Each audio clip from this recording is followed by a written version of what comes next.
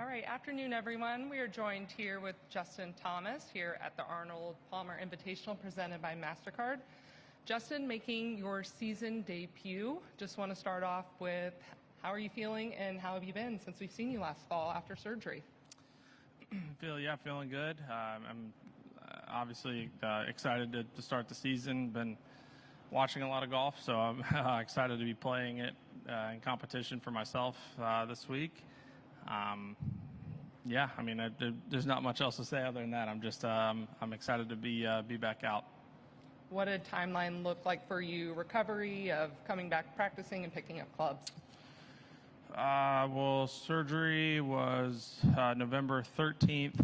It was the first of the year I was able to start chipping and putting and kind of slowly progress through that. And it's basically kind of 50 yards add each week, essentially, was kind of like the formula that we used. And then, by, I guess it would have been by the beginning of Pebble week or maybe end of Phoenix week, I was able to hit some drivers.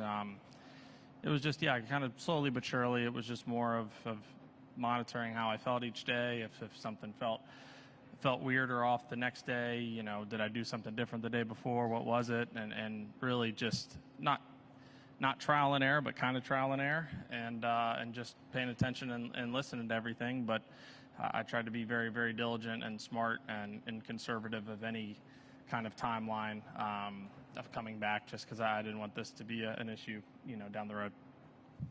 Perfect. We're going to go and open up with questions. We'll start off here in the first with Doug, then go to Tom in the back.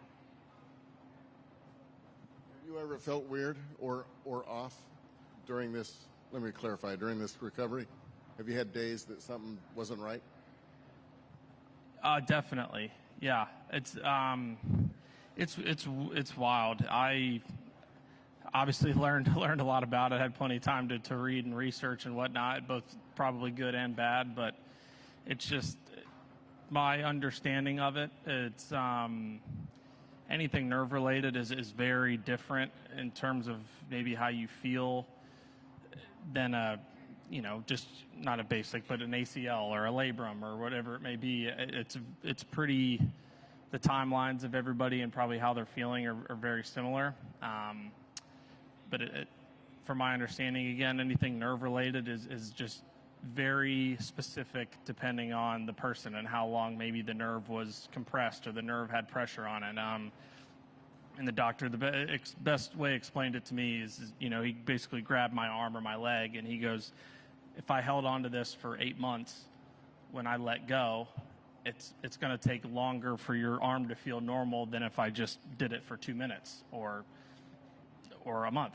So how long it can kind of take for the nerve to get blood flow and to be working normally again is different for everybody. So that made it difficult in terms of asking other people, talking to other people, whatever it may be. But I definitely had a couple days where you have like kind of a week there for a couple weeks after the surgery where almost like your nerve wakes up of like, okay, I can move again, whatever. And it's a weird, painful feeling, and it's scary.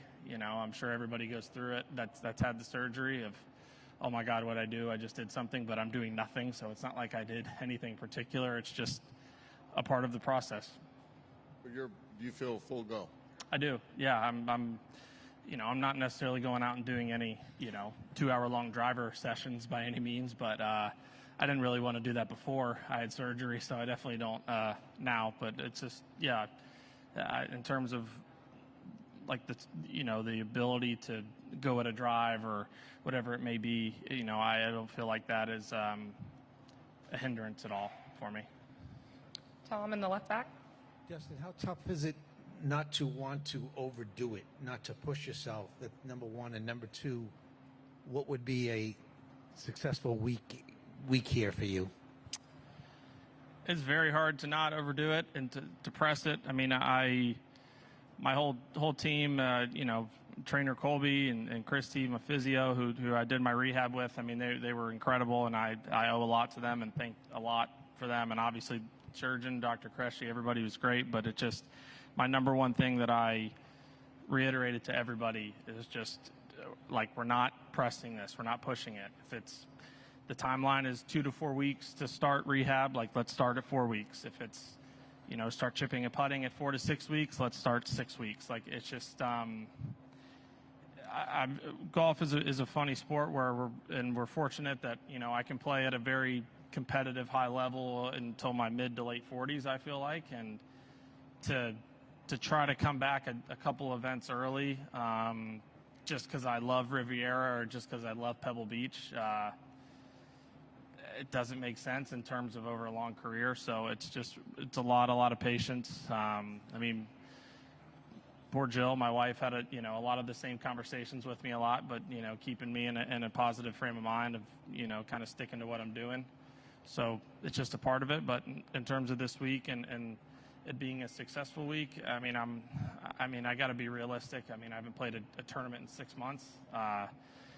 Probably, honestly, I think the longest I've gone not playing a tournament since I started playing tournaments, like when I was 7 or something. So, yeah, I'm going to be rusty in terms of competitive. My golf feels really good. I feel like I can do anything I want with the golf ball at any given time, and it's just going to be the concentrating for 4.5, 5 hours on a very difficult test, 4 days in a row. A lot of the little things that I haven't done in a long time that I just have to be nice on myself and give myself a little bit of grace. So, yeah, just trying to do that mentally the best that I can this week. Moving over to the right, we have Paul, then Bob. JT, just wondering your confidence level that things won't linger, that the back will be solid for a while. We've seen, Will get the surgery, Tiger get the surgery. Things have lingered for them sometimes. I'm just wondering where your head is at in terms of believing that won't be the case for you. Yeah, obviously, you never know what's going to happen or what could happen. I'm sure they feel the same way I do. My hopes is that this never is an issue again, right? And it's just it's one of those things that you maybe have to be a little bit more diligent on a couple things here and there. But I did everything I possibly could for 3 months to get this to heal, to recover, to as well as I felt like I could have, and try to get myself back to a good place and a place that I was not hitting golf shots or whatever in any fear of anything. So I feel good about that, and obviously everybody keeps asking me how I'm feeling, and I've been joking, but it's true. I must be feeling better because other stuff's starting to hurt again. So I got to be back. I feel like I'm pretty back to normal. And then just on speed, do you feel like it'll take you a little while to ramp up to where you were pre, or do you feel like similar already? Not really, no. I on the range yesterday, I was kind of living around 70, 76 to 77 ball speed. So I'm definitely, probably not cruising at the exact same, but it's more of like I feel that I can be a very similar, if not the same speed as before. I'm not going to go, do it 20, 25 times in a row on the range like maybe I would have beforehand. But so maybe that's a good thing in itself there. In the middle, we have Bob. Then we'll move it over to Dave. Was there a moment when you knew something was really bad for you last year, or was this gradual? And also, were you in any distress at the Ryder Cup? I wasn't, and there wasn't anything. That was the hardest part about it. I'd say if I would have known, the timeline would have looked very different because I would have had an MRI on my back much sooner, and I would have been in surgery Monday morning after the Ryder Cup. But it was just, it's weird. It really is. It's like I had zero back pain during all of this. My back never hurt. It was never, it got tight like I'm sure everybody else is in this room does at times, but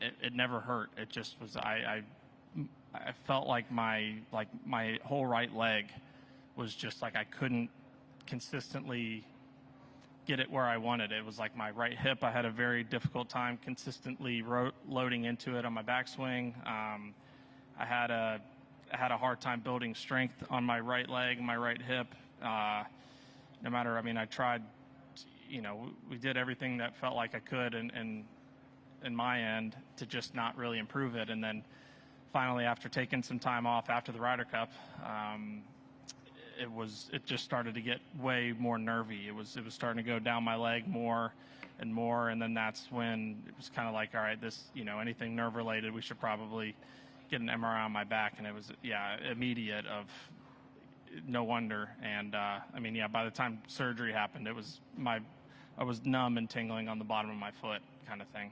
So, like, as this was going on, you weren't even really sure it was a back? Oh, no, not at all. Yeah. It was never like, I wonder if I have to get surgery. It was just like, man, like, why can't, my hip just felt fatigued. It's really all it did all year. I mean, I had to, it just took me a little longer, like I had to add more stuff in my warm up to feel like I could kind of get it working, get it activated, whatever you want to call it. But yeah, it was weird because it was never anything like I felt like an injury, or it wasn't something of at all last year of like, I can't play in this tournament because this feels like that. It just was, some days it would just feel like a little more tired than others. And it's a long season. It's a busy season. I kind of figured it was just maybe a part of that. But, yeah, the body's a weird place, man. There's a lot of weird things going on. We have Dave here on the left. Did you miss the, I guess, simple pleasure of hitting golf balls? I missed it a lot. I went through a lot of waves being away from it for that long. It was like I missed it a lot. It's a great opportunity in the off season to try to improve and get better and work on things, and obviously not having that. But it's also not like, oh, well, I'm home and I get to, spend all this time and do all this stuff with my family, because I was able to be home and spend time with them. But, Molly, my daughter, would crawl up to me and kind of look at me for me to pick her up, and I just had to stare at her like, I'm sorry, I can't pick you up, and how am I going to explain that to a 1-year-old? So, I went through waves. There was it wasn't, 3 months doesn't seem like a very long time, or realistically 2 months of not being able to do much compared to, some other surgeries and how long people are out for. But it felt like a lot of time for me of riding emotions of, feeling like depressed and feeling like excited, motivated, and feeling bad. There's just, it's a lot of different feelings. What's your, Tom had asked you about your goal this week. What would be a good week? What's your long-term outlook for the year? What do you want to try to accomplish and not, again, be hard on yourself? My main goal is really to get myself in a place where I feel like at Augusta I'm good to go. Not in terms of my golf game, but just I don't feel rusty. I don't feel like I'm still kind of getting comfortable. I'm still, course management, whatever that kind of stuff, like physically, conditioning. My biggest goal up until then is to feel normal there. Like I said, I fully have belief in between the golf I've been playing and how I feel like my game is. I'm hitting. I'm playing well enough where I can do the things physically golf-wise to play well and contend this week, but it's all of the other factors of the physical and the conditioning of, not losing steam on 15 or 16 and how am I going to feel the next day and so on and so forth, that I just don't think I can be too hard on myself in that sense these next couple weeks. Moving over to the right side, we have Brentley. Part of the reason probably why Scotty's distance control is so good is he's able to kind of take speed off and still get the ball high with a lot of spin. I'm interested how do you hit a shot like that, or do you try to bridge your gaps by doing something else? What, in terms of taking kind of a off, knockdown shot that still goes high with a lot of spin, whereas normally when you take speed off, it's low and doesn't have a lot of spin. Yeah, you can do it a lot of different ways, or I shouldn't say a lot of different ways, but everybody has probably different ways they do it. Depending on the club, but sometimes I'll even just kind of feel like my hands are a little bit behind at address to feel like I can still making kind of an aggressive, passive move through the ball, and the ball just come out a little bit higher for me. Open the club a little more going back. Like I'm sure a lot of guys have different ticks for them to maybe feel that or think that. But I'm very feel in terms of how far I'm taking the club back to try to get it to go a certain distance. That a lot of it is also feel in that sense too. In the middle, we have Ann. Welcome back, JT. What do you think you learned most about yourself during the difficult times and the downtime?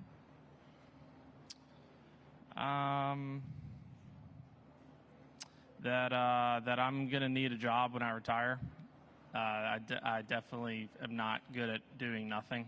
I'm gonna need to find something whenever I stop playing golf, because when you have nothing to look forward to or nothing to feel like you can improve and get better for, when you're kind of wired that way, it's a hard thing to step right into. So I would say that. Perfect. Come down to the final few. Back over here to Doug. The winning a major, a big deal like you did in 17 at the PGA, and then you always want to try and validate it. Did you do that at the 21 Players or at the 23 PGA? 22 PGA. Sorry. Good. It's a good question. Trick question. It is. Oh, I see what you're doing there. Yeah, I mean, potato. Like, I'm sure I validated at both of them. I don't. Maybe I'd love to win them both this year, and maybe I'll let you know after that. I don't know. I couldn't really answer either one of them. They both made me feel pretty good, so I don't know. And then, get out. What was the best book you read during your time on the shelf?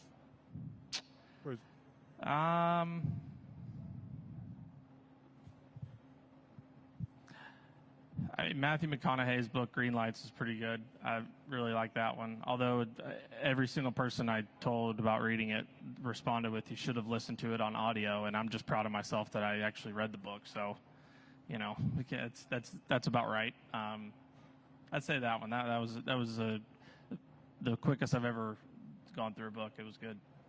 And we'll take final question in the very back with Chuck. Yes, Mr. Thomas, welcome back. Thank you, Chuck. We're glad to have you back. My question is, first of all, he lied. You don't know how to read. You went to Alabama. But my question is, when Alabama was getting rolled by Indiana, where exactly were you at? I was at home. Yeah, I was at home, probably just looking at my phone, waiting for some kind of sarcastic text from you, or all of a sudden, all of these huge Indiana football fans that were friends of mine that I had no idea about. So yeah, I was. I should have reached out to you how you deal with big losses like that. I mean, you've gone through that more than I have, so I should have just asked you. That was well played. Thank you. Any other questions? Perfect. We'll wrap it with that. Justin, thanks for the time. Thank you.